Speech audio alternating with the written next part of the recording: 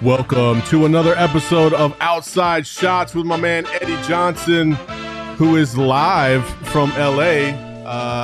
The scene of, for some Suns fans, the scene of the crime. As always, we're brought to you by OG's, the number one edible in the game. We'll get to them in a little bit. But Eddie, it was a kind of a rough night last night in LA for the Suns. Obviously, they lost the game, but the biggest takeaway was the fact that the referees a little skewed from a lot of people's perspective. 46-20 in terms of foul calls. Austin Reaves getting LeBron-type calls all game long, and that's a problem to a lot of people, not just people in the Suns world. When I think there was a stat that said that Steph Curry has gone to the line 7 times in I think the last 2 games, and Austin Reaves has gone to the line like 40. It's pretty crazy. You were there courtside.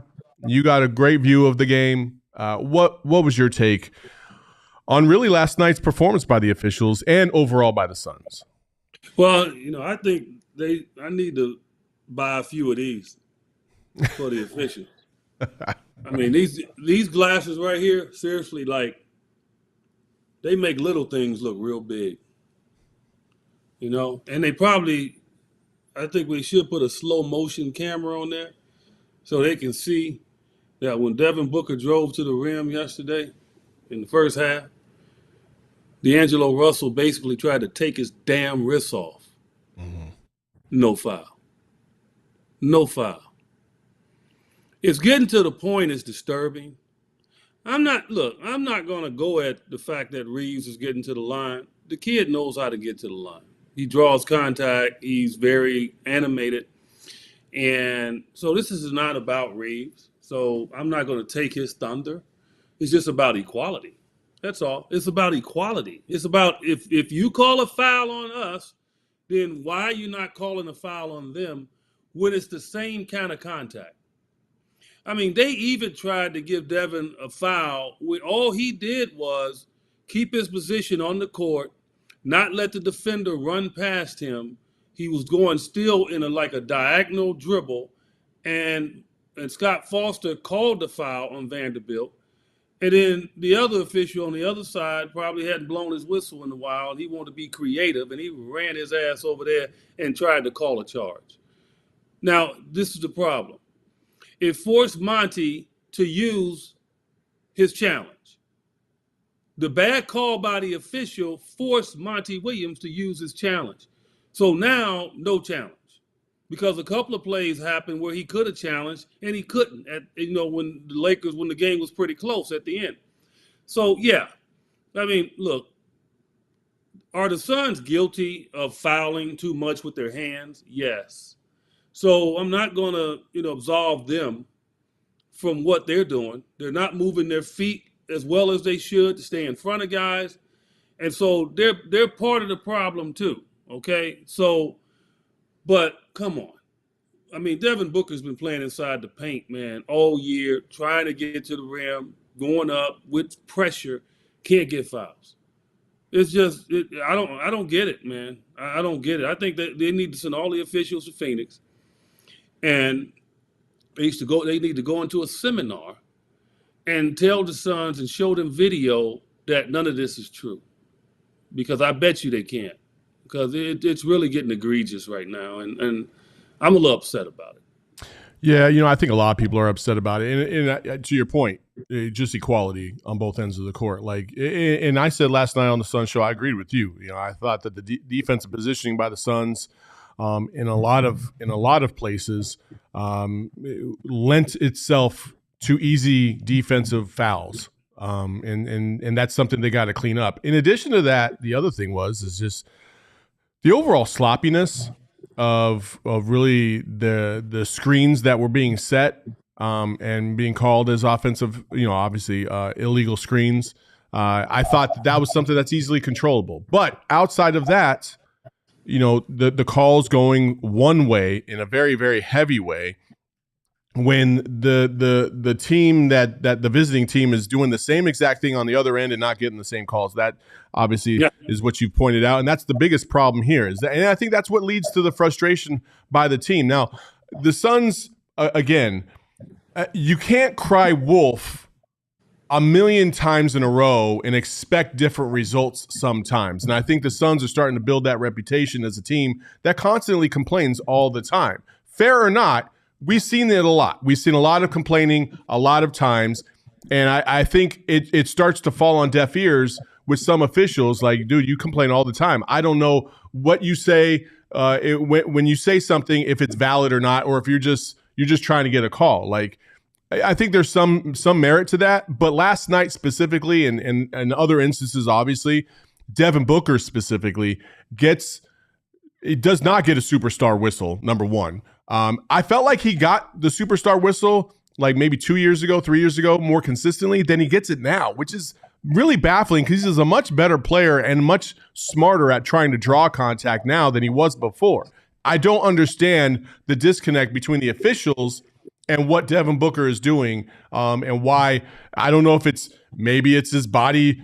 It's hard to see some of these fouls with his body, or maybe they feel like maybe he's the initiator of contact versus not. Like, it's really confusing. It's really off-putting, especially when you're seeing guys like Austin Reaves being able to do similar things. Now, Austin Reaves is a little slower. He's a little less athletic. And his body looks like if you just breathe on him, he's going to flail anyway. So it's a little easier to see visually the call. But I still don't think 46-20 is it.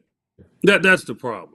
46-20, and the Suns took more. I think they took more shots in the game. Let me make sure I check that out. Mm-hmm. They took 20 more field goal attempts. 20 more field goal attempts. And so if you look at the box score, the Suns really, if you look at it and you don't look at free throws, probably say, okay, the Suns won this game. Took as many inside shots in the paint as the Lakers did. Matter of fact, took more.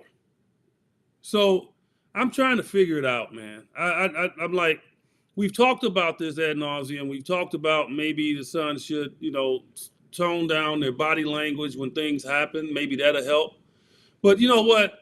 That's when you're talking about officials in high school and college. Mm-hmm. These are professional officials. These are the highest level. They're supposed to navigate anything, right? They're supposed to be able to navigate through the minutia of anything. They're supposed to be ready regardless if you're getting attacked by coaches, by players, by fans. The reason that they go to training camp and the way that they have gotten their job as an NBA official is because they're going to stay balanced regardless of what is thrown at them. And I'm not seeing that when it involves the Suns. I am not seeing it. I am seeing officials get agitated. I am seeing them maybe, not make a call because of it. And to me, it's disrespectful. You're talking about a team that went to the finals 2 years ago, had the best record in the league last year. They've developed that reputation. They've earned it. Austin Reaves has not earned that yet. Is he a good player? Yes. But he hasn't earned that. He hasn't earned to go to the free throw line 18 times a game before and then go there a ton last night. Yeah. No, so he's earned that more than Devin Booker. That's what the officials are saying. And I'm not talking about just give Devin a foul because he's Devin Booker. I'm saying the dude is getting slapped on his arms. He has to be guarded aggressively every night. If you don't guard him aggressively, he's going to give you 40. So like Vanderbilt last night, very aggressive, up on him, into him, okay? Not worried about contact. Okay, so I don't understand the difference at all. It's becoming disturbing. And, people can say, oh, well, woe is you, you're complaining. And to me, especially on social networking, those are the couch potato and water boys. They don't know what contact is unless food goes in their mouth. That's the only contact they know. All right, so I'm not even, it's not them. It's more so, the media and people higher up within the NBA. I mean, I don't know what they're watching. Yeah. Because this team does. I mean, DeAndre Ayton doesn't get any respect. I see him get hit on the elbow, get hit on the arm. No, nothing. So, yeah, I don't blame Monty for going off. But I also will say this, and I know people know I'm fair in this.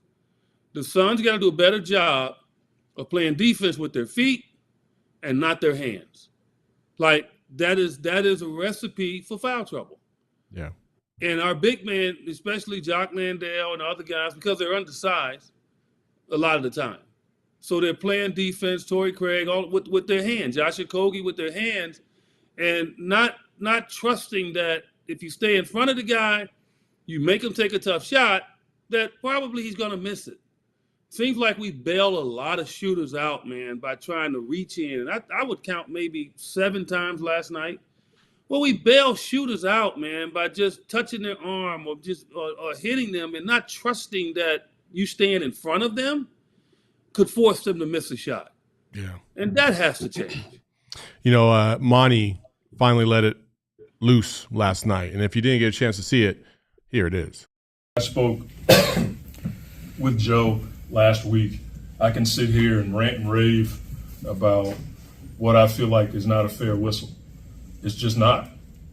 With the 46 free throws, we're attacking the rim. I'm getting explanations about we're taking too many jump shots, mid-range jump shots. We're playing a physical game.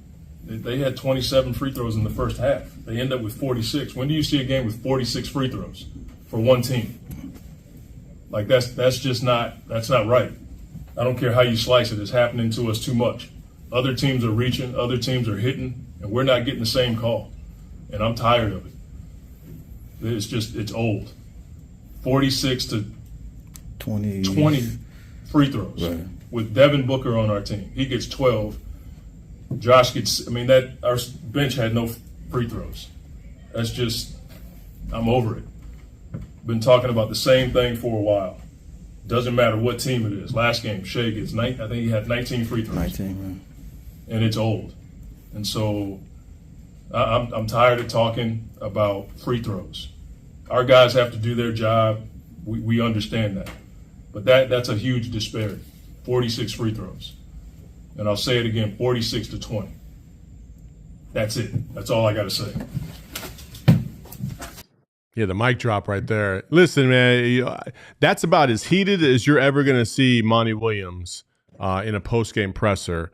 And listen, he said multiple times, I'm tired of talking about the calls. I'm tired of talking about the officials.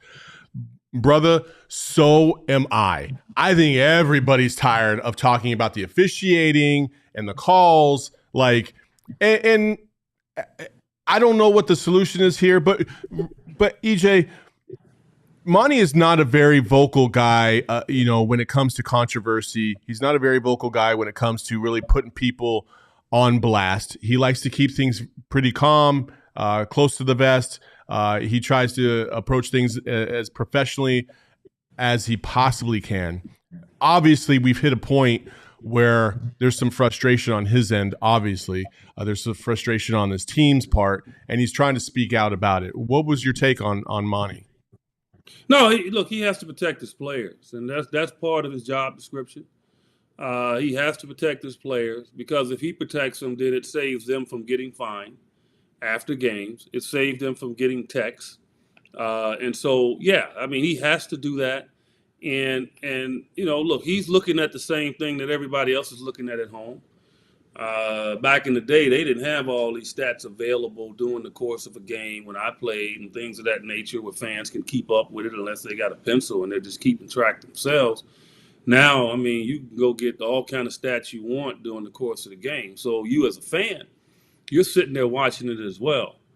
Now, this is the funny part. Reaves took what? How many free throws did he take last night? 13? Reaves took 17, I believe. He took 17 free throws last night. Okay? Now, that's amazing to me. No, that's amazing to me. No, he took 13. So, Devin Booker, so they talking about, the Suns are shooting too many mid-range shots, right? That's what they said. Now, see, this is why I say, right? So here's a case in point. Reaves got to the line 13 times. He took 10 shots. Okay, 8 of those were in the paint. Devin Booker had 10 shots within the mid-range. 10, okay? Let me count it again. 1, 2, 3, 4, 5, 6, 7, 8, 9, 10, 11, 12, 13, sorry. 13 shots. What's the difference? So you're telling me that Reaves, who's a third-year player, he deserves that kind of hit to his reputation, but you're going to tell Devin Booker that he is not taking enough shots at the rim. He took more damn shots than Reaves. Reaves took 1 shot at the rim last night. He was inside the circle 1 time. Devin was inside the circle 4 times. Don't want to hear it. Like, I don't know what they're watching, okay? We're seeing him constantly get hacked. We're seeing other guys like Landale and Busy get these little touch fouls, and other guys aren't getting them. Okay, so it is an issue. It truly is an issue. And he's right. The Lakers shouldn't be shooting that many damn free throws. I mean, it just seems like every game a team is just getting to the bonus first. They're taking more free throws. And like I said, I don't want to sit up here and say the officials are cheating. I am saying they come with some kind of mindset that is somewhat now becoming disturbing. Yeah. Because the trend is too there. I mean, you going to tell me Chris Paul's not trying to draw body contact? Really? That's all he's trying to do. Okay? That's all he's trying to do. Torrey Craig's not trying to draw contact when he drives in there. Come on, man. Yeah. Yes, they are. And DeAndre, to me, is the worst officiated. Oh, yeah. Because we see him get fouled all the time on jump hooks that is his shot. And they think just because the ball is away from the defender, they don't look at the body, though. They don't look at the fact that they're giving him a shove on his hip and kind of knocking him off balance. They're not looking at that part of it. Yeah, look. Again, I'm going to say this again. Everybody's dealt a tough blow. We still could have won the game. Mm-hmm. Still could have won the game. Despite all of that, still could have won the game. Had some untimely turnovers. We missed about 3 or 4 layups. I mean, Chris Paul never missed layups at the rim. So there's a lot of things we have to look in the mirror too as well.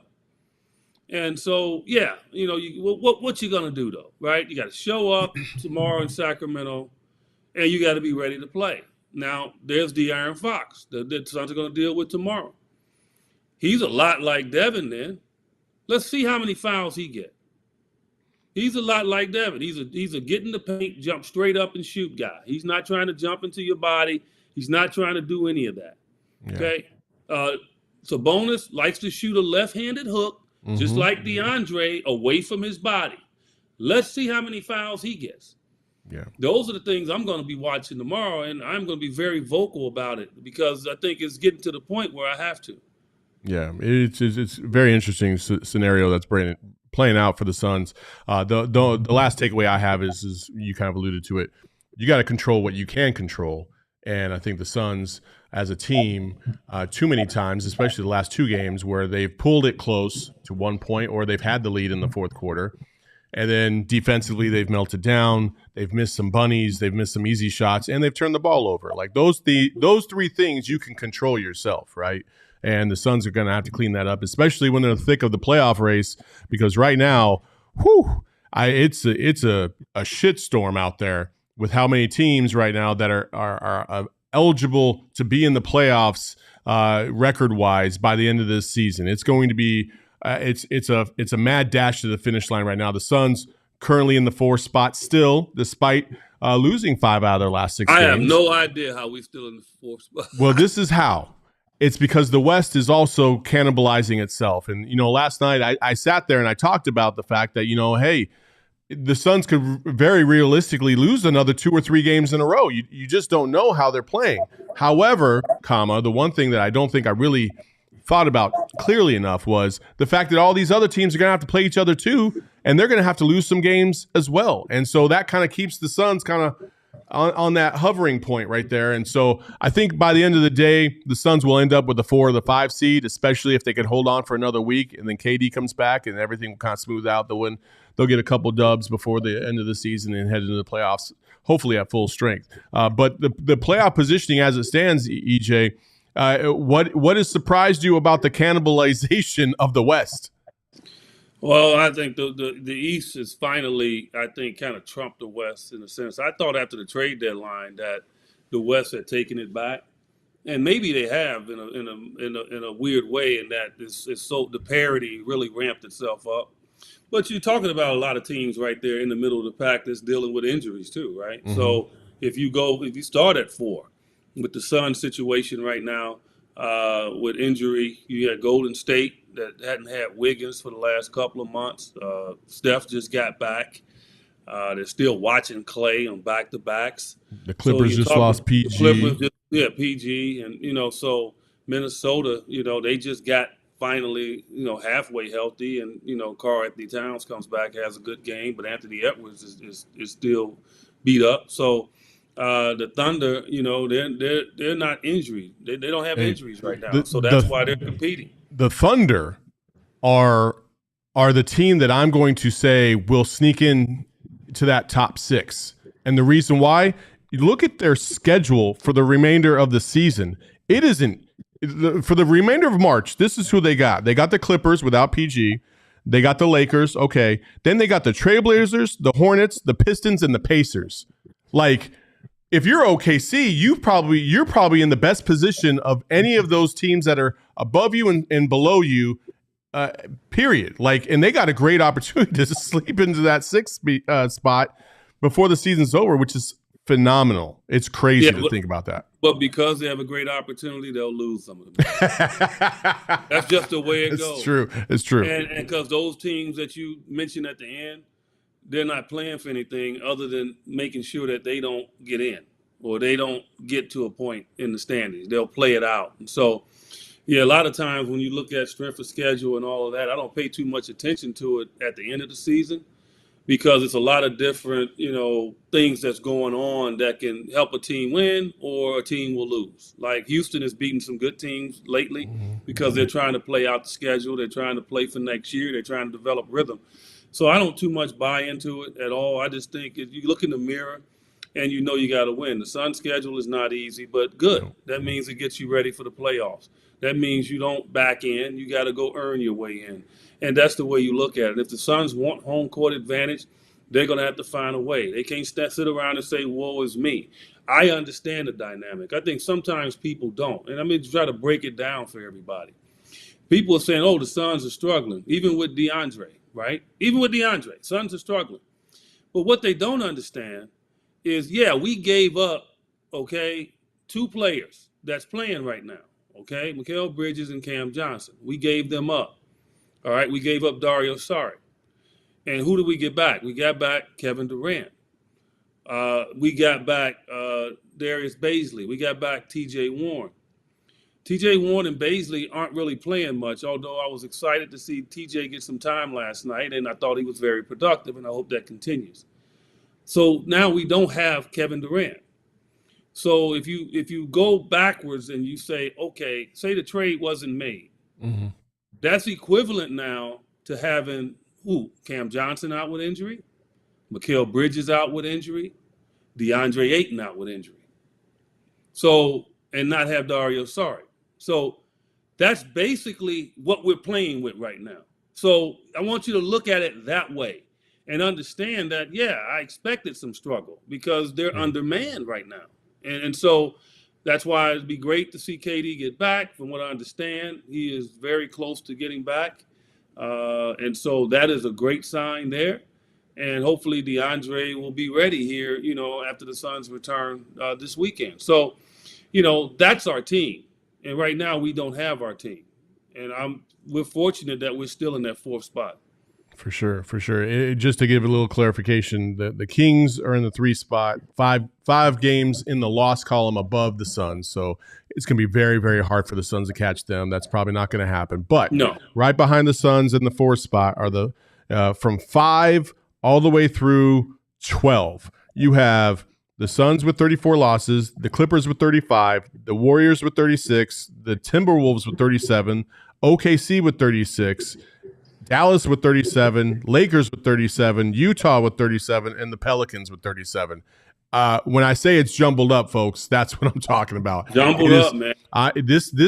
This might be the most exciting end to a season we've ever seen, because I can't remember another year where there's literally been eight teams jumbled up fighting for playoff positioning or just to get into the play-in. I've never seen anything like this in the NBA.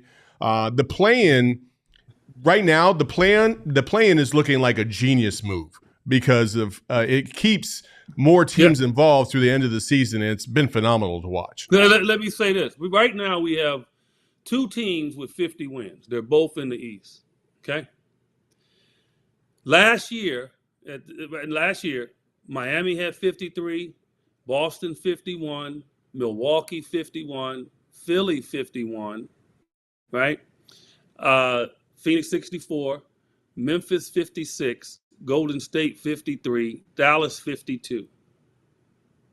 So it just goes to show you that parity is arrived. It has arrived, and you're looking at teams right now. Really, the only teams now that have a chance to win 50 games, I believe, is Philly. Cleveland's going to have to win 4 in a row. I mean, they're going to have to win 4 out of their last games. Denver obviously needs 1 more. And Memphis, right now, they're 5 games away. I don't know if they'll get that. So, yeah, parity has arrived without a doubt. And the scary part, I think, for Denver and Memphis, who are at the top right now, and seems like they're going to wind up being 1-2 unless Denver just totally melts down at the end and Memphis catches them, is they don't know who the hell they're going to play. Yeah. Now, welcome to the world of the Phoenix Suns 2 years ago, last year with 64 wins. Like, and the year before that, you have no idea who you're going to play. And that's what the play-in generates. And the scary part for Denver is here are the Lakers right now down in the 10th spot. Now, obviously, they're trying to get to at least 7 or 8. Okay, so if they are in the play-in, they want to have that ability where they have to lose 2 games. Mm-hmm. And so whoever wins that play-in, Denver's going to have to play right now between Minnesota, Oklahoma City, Dallas, or the Lakers. Now, we already know in the hierarchy who they'd like to have. They'd like to get the Thunder first, regardless how well they're playing. Yeah. Yep. Then they'd like to probably take Minnesota. Yep. And then they'd rather take Dallas. Yep. Because of the dominance of Doncic and obviously Kyrie. And then they don't want to see the Lakers. No, they don't. But guess what? The Memphis Grizzlies and the Kings are going to probably get one of those teams. So the teams at the top that have played well all year, they in a sense could get punched. Whereas, say, the Suns in the 4th spot, if they can hold on, they can wind up matching up with the Clippers, and they don't have Paul George. Or the Suns can match up with the Warriors, and they don't have Wiggins.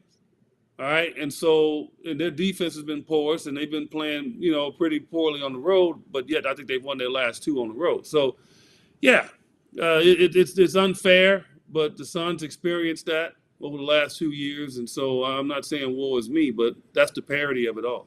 My guy Jay in the chat has had a pretty good line about this jumbled up kind of West earlier in the chat there. Yeah, right there. He said, last time I saw something so jumbled up was the Black Friday line at Circuit City back in 2007. RIP Circuit City. You got to love that one.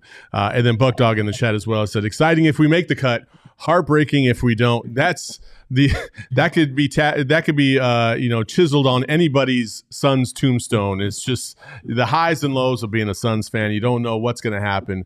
But if you want to cure those highs and lows, make sure you take some OGs, the best edible in game. They got that Happy Bounce gummy, 1-to-1 CBD THC ratio with that strawberries and cream flavor. Just came out about a couple weeks ago. So go to any dispensary, enjoy. Go to ogsbrands.com for more information to find out where they sell these beautiful edibles at. And remember, you must be 21 or over to enjoy. Shout out to OGs. We love what they do here. A couple other things before we wrap this up. John Morant came back last night.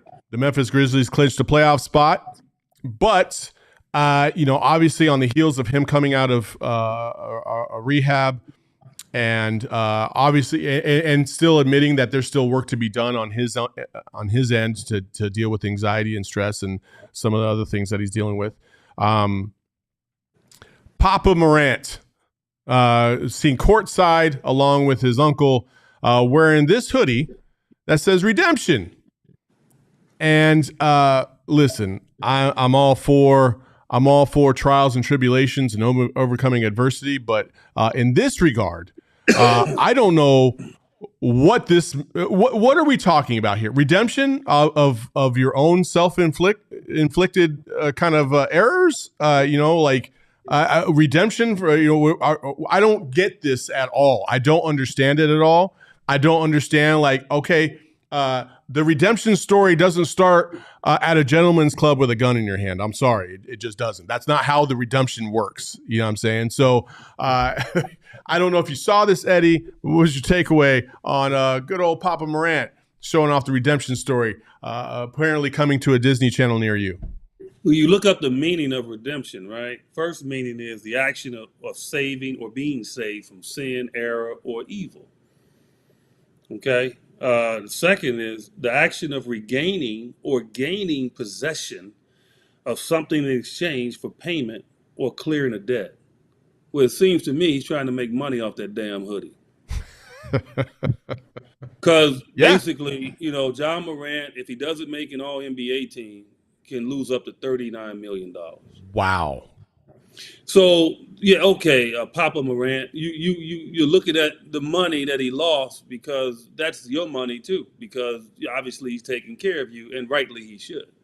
You're his dad, okay? Any kid in that position should reach back and take care of their parents. But their parents should still continue to take care of them. Go away, man. It's not about you. Yeah. Like, when is he gonna learn? It's not about you. Redemption. He should be wearing it, not you. If he was wearing it, fine, not you. No, go away. You know what I mean by go away? Sit up in the stands, man. Don't be seen. I'm sure he probably has a suite. Go sit in the suite. Get out of the limelight. Stop bringing attention to your son off the court. You don't play. People are staring at you. You love it, okay? But it's not about you. This is his time in life. This is his journey. You've had your journey, and you've led him in a tremendous way to get to where he is. Now let him go. Let him go. Let him go experience life. You've done your work. Most parents do their work to their kid is 18 to 21. Let them go. My mom let me go at 18. Go, son. I told you all the pitfalls that you can fall into. I told you, if you do this, you give in to peers, you're going to pay a price. You saw your brothers make struggles and get in trouble. Don't you do it. I gave you the belt when you acted up. So I've done my job. That's what I told my kids. I've done my job. If you do something and you're not being proactive, that's against everything I taught you. Why is he sitting there? It's not about him. After all that has gone on, all the ridicule he's got, all the back and forth of people having opinions about how he should not raise his kid. You've already raised your kid. Yeah. Okay? You've already raised them. So we're not telling you how to raise your kid. We're telling you how to not take them backwards and stop giving in to the thought that something happened to him. No. He did it. He made those decisions. He made them. And you could have maybe stopped some of them. Yeah. But you haven't. You haven't. I'm to the point, man, where I don't think he gets it. He truly doesn't. Redemption. What do you mean redemption? No. Looking forward and making amends. That's what he should say. Yeah. Making amends. Yeah. I'm sorry. My fault. It's not about you. Yeah. And he has to get to that point. So he can't tell me I don't know what I'm talking about. I'm a dad. Yeah. Any dad doesn't have to play sports. His son doesn't have to be in sports. His son is in life. That's what it's about. Because when you have a kid, you look at them when they're born, and you're amazed, it's surreal, I mean, for me, I cried both times like a baby. You cut the umbilical cord, and you're nursing them, right? The mom is nursing. You're caring for them. You're protecting them like it's a piece of china. Okay, eyes always on alert. They go outside. You're looking out the window to make sure they're safe. You know, you're teaching them all these things: how to cross the street, how to be respectful, all those things that he has taught his son, and his son has made it to the highest level. He's one of the best basketball players in the world. Okay, has a great personality, a great smile, does a lot of things I know in the city of Memphis that I've heard. Let him go, man. Yeah. Let him go. Yeah. Stop being the focal point, sitting in the front row. That's the problem. I don't have a problem with him sitting in the front row, but what I have a problem with is what I have a problem with is him being part of the narrative, and the narrative right now around Ja is he's surrounding himself with people that are not going to further his own development and further his own best interests, right? Because when you wear a shirt like that, you immediately draw negative attention to yourself, which by default draws negative attention to Ja Morant, and that's the thing that I don't like. As a parent, as you said, I have 4 kids myself.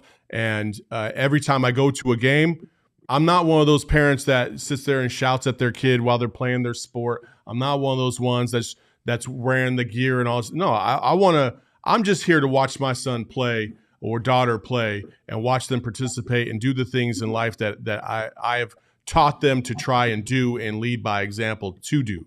And so at this point, like you said, Ja Morant's dad should be out of the picture. He should be inconspicuous. We shouldn't even know what he looks like. You know what I'm saying? But in this regard, also because he looks like Usher. Let's be real about that. No, he's trying to look like Usher. Yeah. No, I know. It's a difference. Like, for sure.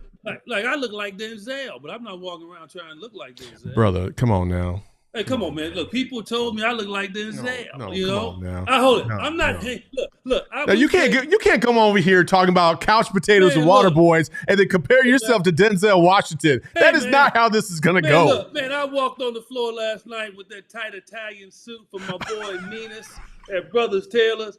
I walked on the floor. This one girl like Denzel. I said. What's up, babe? What's up? What's going on? What's happening? Come on, man. Like, look, and so I'm being funny. I'm not walking around trying to impersonate Denzel. Like, come on, man. Like, be yourself. You're Ja Morant's dad. That's enough. You sitting there with dark sunglasses on. LeBron can do that. You can't do that in the front row. See, you don't get what I'm saying.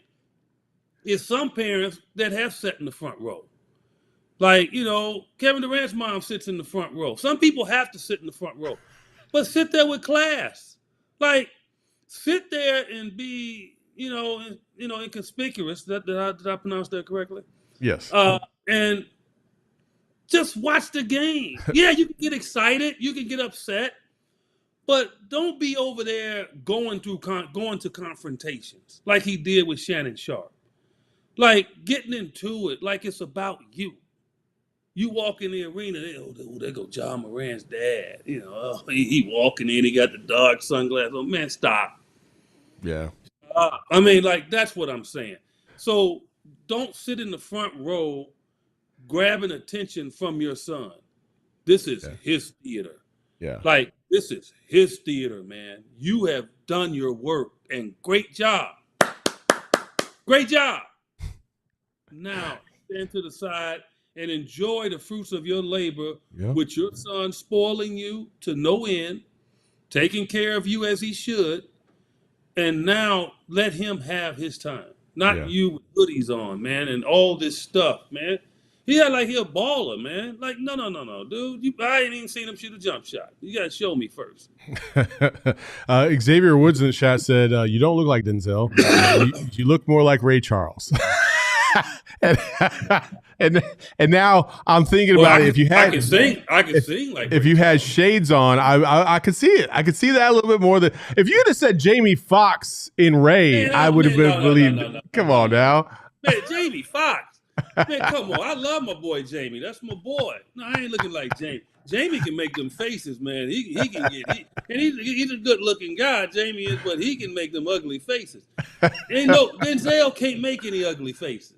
This Even is in true. training day, in his roughest time, send you all to Pelican Bay. Yeah, he was looking ugly. He was spit was coming out of his mouth, but I mean the women was like, oh, he's hot. Well, that's me. We got a super chat. We got a super chat from Coach Fallen Founder. He said, Eddie, why you always picking on water boys? LOL. I was good at it. High quality H2O got my team back in the game. I love it. Heck yeah. Like, look, see, people think, they think, Saul, that when I say water boy and couch potato, that it's like a huge negative and attack on their personality. No, it's just a pack on what they did. It's an attack on what they did. And it's basically telling them, if you're going to get into my lane and debate me, then you better give me a definitive statement and break it down. Don't give me that quick stuff like trying to attack me. Like, that doesn't do anything for me. That makes you a water boy and a couch potato, because you too lazy to go do your research. There's a lot of guys that attack me on Twitter. I don't call them water boys and couch potatoes. Like my co-host on SiriusXM, Justin Termini, 3 hours a day, Monday through Friday, 1 to 4 Phoenix time. He attacks me. I don't call him water boy anymore. I used to, but I don't call him that anymore. He's earned that respect. He knows the history of the game. Go learn the history of the game and then come to me with some understanding of it. Then you won't be a water boy and a couch potato. Jay in the chat said, not Eddie, the equalizer, Johnson. These Denzel references are probably not going to stop now that you brought it up. My man, I still can't get over that. Anyway, the last topic of the day, let's talk about this. Here locally, we have a team, the University of Arizona women's basketball team, who lost, I think, 5 players to the transfer portal yesterday. And a lot of people were up in arms about it down in Tucson. Players, both on the women's and men's side and in multiple sports, have been hitting the transfer portal at an incredible rate. It happens every single year, a lot of turnover. You played at Illinois. I played at South Mountain Community College, and then I went to Sonoma State. But you played at Illinois. You played at the highest of Division I levels. If the transfer portal existed back then, knowing the NIL deals, the potential playing time, the ups, the downs of playing college basketball for coaches and the requirements of those things, how do you think you would have reacted in the NIL world and the transfer portal back then? Man, I would have been in that damn portal every year. College people crack me up. You guys been taking advantage of athletes forever. Like, forever. Like, these coaches especially. I don't want to hear a damn word come out of your mouth about a transfer portal.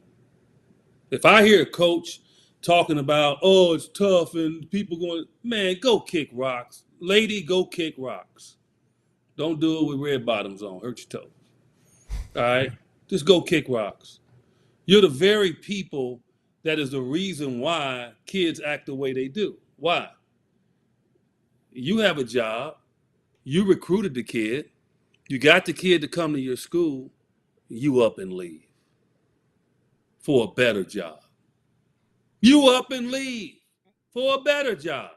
But a kid can't do it, right? Get out of here with that. The reason they have that transfer portal is to balance the NIL. If they didn't have the transfer portal, how are the kids going to be able to negotiate for an NIL deal? They can't. Because now they'll say, if you leave, you got to sit out a year. That's what they'll say. You're not leaving. You have to sit out a year. So you're not going to do that. So that's the problem. So you got to have the portal to go with the NIL. Because it's got to be balanced. The kid has to have some ammunition to be able to get his NIL deal. I get that, Eddie. I do. Trust me, I do. However, there is such thing. Okay, coaches' contracts. I'm glad you brought that up. Okay, let's just say Bobby Hurley, who just got extended 2 years, right? If he had 5 years still left on his deal and Duke wanted to come and try to hire him away, well, there's a buyout that has to happen, right, for him to be able to go initially. So there are things that still need to be checked off in order for said coach to still leave, right? In some cases, not all, some. Most time coaches are allowed to leave. Yes, but if a school really wants to keep them, then they can force. Yeah, I know, but they can force it, right? It hurts. Yeah, but they can force it just to make some money back. Like, he'll get their money back, fine, but he'll get more money. He'll make it over at the other school, and they'll pay it off. Sure, but what I'm saying is at least there's that little caveat, right? Where players don't have that. There is none. Like, okay, let's just say a player started for a team, and the last game of the season, he just didn't like the way it went down. Like, we got bounced in the first round. I didn't like the fact that these fans are on my ass about, me going 0 for 13. I'm in my fields. I'm hitting the transfer portal. Like, that's not the answer either. You know what I'm saying? Like, it ain't going to happen in the NBA. Me not having that portal could have been the reason why I was more mature when I got to the league. I get that. I could have up and transferred out of Illinois when I went there as a parade All-American, #1 player in the state of Illinois. All right. And Lou Henson at Illinois. What high school did you go to in Illinois? Westinghouse High School. Okay. All right. People want a little history lesson. Mark Aguirre and I were high school teammates. So he was the #1 pick in 1981. So I know that how you can be in that position because people were trying to get me to transfer when Lou Henson didn't play me. And I couldn't. So, because I wasn't going to take a year off to transfer somewhere else. I just wasn't going to do it. If I didn't have that, I might have left. Who knows? So I get that part. And it made me a better person because it made me stay there and fight. Mm-hmm. But this portal is not about what I went through.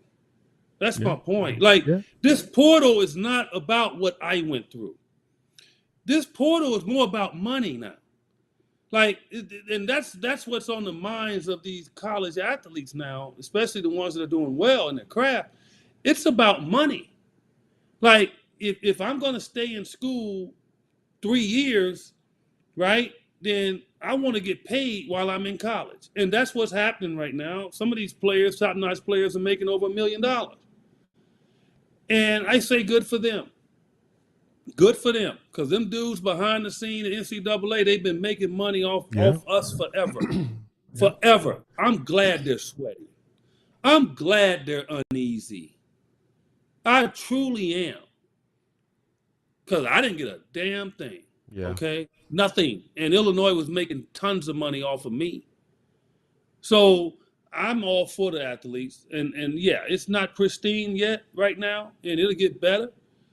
But I don't want to hear anybody in NCAA complaining about nothing. When you have been getting all the money. And you've been giving it to the coaches. So the coaches getting the money. Coaches getting shoe contracts that the players got to freaking wear. How is that fair? Like, coach getting a shoe contract. Maybe I didn't like Nikes.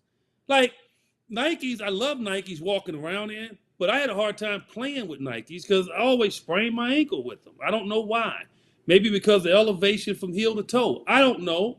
But I love Nikes. I love, I got a pair of Nikes right now. You know what I'm saying? But I just walk around with them. Like, I couldn't play in them. But I was forced to. See, so I'm not buying. I'm not into that, man. I'm all for these athletes, man. I'm for past athletes. Where's my damn NIL money? Where's my money? First of all, I want my money. Come on. First of all, like, listen, you and Ed O'Bannon are not in the same category because they barely had Pong when you were playing at Illinois. They didn't have no, Coach K's college basketball and using your likeness in those games. We were selling out 18,000 in Assembly Hall. You know how many people they were averaging before I got there? 1,800. Huh? I said about 18. 7,000, 8,000. We played Michigan State my sophomore year. We were number 3. Okay, they were number 1. All right, we beat them. Yours truly, jumper at the buzzer. Okay, over Greg Kelser, and Magic was looking at it. Magic knew it was in because he and I've been knowing each other since high school.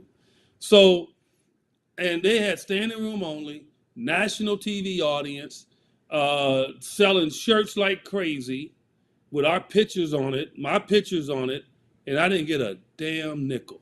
Yeah. Don't want to hear it. Okay. Fair Don't enough. want to hear it, man, because this is the moment of the unequalness that the athlete is going to enjoy in college sports that they never had the chance, and now they're making these guys behind the scenes squirm. Good for them. Yeah.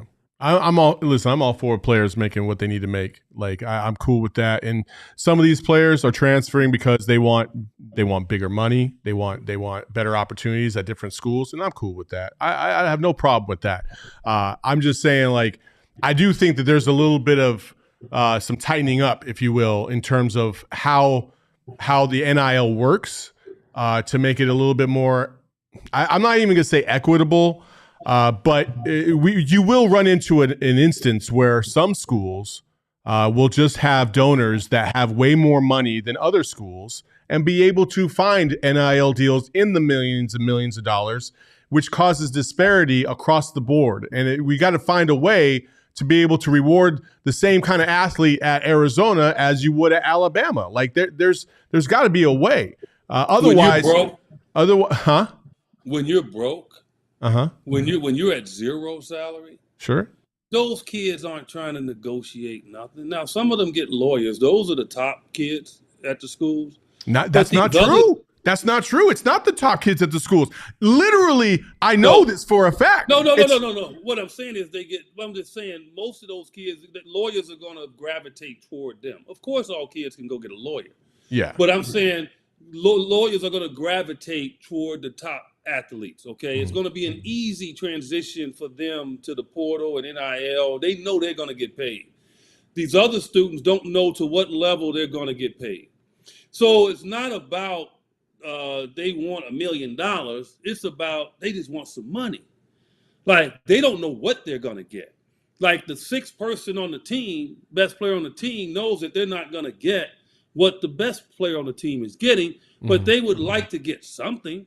Like they don't want that person getting $1 million and they're getting 0. Yeah. They don't want to watch that person driving around in a Mercedes and they on the bus. So that's the point. It's like, yeah, they want something, so that's what they're fighting for. Yeah. Female athletes, know they're not going to get the top $2-3 million deals some of these quarterbacks are getting, but they want something. Yeah. And so that's why they're going to go to the portal. And that's the only leverage they have is to go to the portal. So I don't know why people are shocked. I really don't. I'd be in that portal every damn year. $2 million last year, I'm going back to the portal. You want me to stay an extra year and not go to the league? Because me being here is making you money. Me being here is maybe helping you get a title. So here's the thing. Because of that, and I'm passing up, I know some money at the highest level, but I do know that I still need to get a little better and put myself in a better position to maybe instead of going 15th in the draft, I can go top 5. So if you want me to roll the dice on that, sir, then you're going to have to lift my salary up every year. Every year. That's what you're going to do. I'm going to go back to the portal. You're going to have to pay me. That's what you're going to see, and you're going to see more of that more aggressively because there's so many lawyers out there right now, agents that have added this part to their business. It's going to be ridiculous. And guess what? Good for college. You know why it's good for college? Because they have an opportunity to keep the athletes there longer than when they should. So there you go. So I'm not feeling sorry for them. Okay. All right. Well, that's Eddie Johnson. You can find him where? Sirius XM NBA Radio, Monday through Friday, 1 to 4. That's all NBA talk for 3 hours. Now, you think I'm combustible on this show with Saul? No. I'm out of line on that show, but so you need to check it out. I'm not on today. I'm traveling today, so I will be back on tomorrow. Wonderful. You can find him also on all Suns broadcasts, as you all know.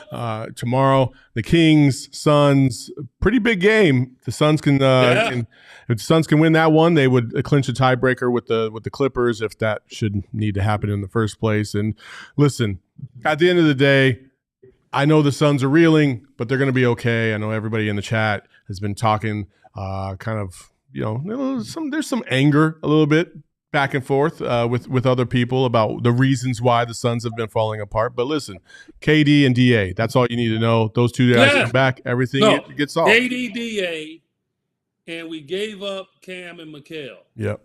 We don't have any of them. Yep. So look at it that way. We don't have KD and DA, and we gave up Mikal and Cam to get KD, which was a good deal. Okay, it was a great deal, but we don't have any of them, and so now we only have that Suns team without those guys. Yeah, that's why they're struggling somewhat right now, and so we have to try to at least get a win or two when we can until they get back. And like I said, hopefully, KD can get back before the end of the season, which I think highly looks like that's going to happen. But if he doesn't, you got to find a way. Hit that like button on your way out, please. We could use the encouragement. We appreciate all of you for joining us today on another episode of Outside Shots. Follow my man EJ on Twitter at JumpShot8. You can follow me on Twitter at Saul_Bookman. PHNX Suns coming later this afternoon at 3 p.m. We got some juicy stuff to talk about. Until next time, be safe, Eddie. We'll see you. Peace. Out of here.